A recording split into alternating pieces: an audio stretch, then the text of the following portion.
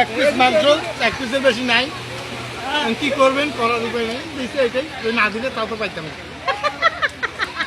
এটাই খাই। আর একবার দিলে হয়ে যাবে।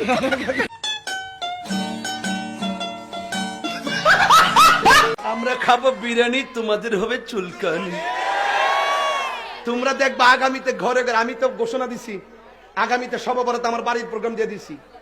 বলছি যে পায়েস খাওয়াবো, হালুয়া খাওয়াবো, রুটি খাওয়াবো, এরপর বিশেষ ইবাদত করব, সবার দলে দলে নিয়ে গুরুস্থান মার কবর জিয়ারত করব, এরপরে সেহরি খাওয়ায় পরের দিন রোজা রাখবো ইনশাআল্লাহ। রাজি আছেন কিনা বলেন? রাগ তুলবেন না, মনে করেন যে আমি সব বাদ দালাইছি।